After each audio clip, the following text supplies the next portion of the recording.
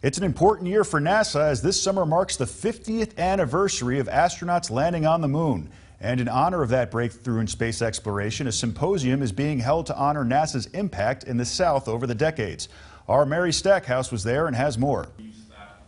Hundreds gathered inside UAH's Student Services Center for a symposium recognizing NASA's impact on the South. Speakers from across the country sharing stories and remembering key moments throughout NASA's history. Huntsville in particular has benefited from the space program, obviously. We're the rocket city. Brian Odom is a historian for NASA. He's one of the event's organizers.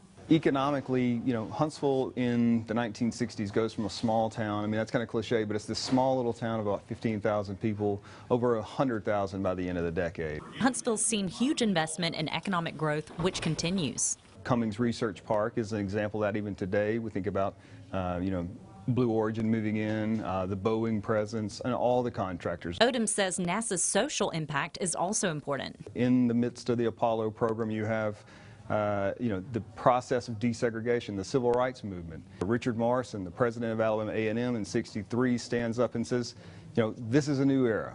Now we are no longer going to be left behind. These careers are open to us, and I'm going to take advantage of those. Apollo was also a hot topic at the symposium. Now Odom says they're looking ahead to the next mission. This new mission, it's going to take everything we have. It's going to take international partnerships. It's going to take, industrial growth. It's going to take an infrastructure. It's going to take a huge development workforce. Putting the Valley first, Mary Stackhouse, WZDX News.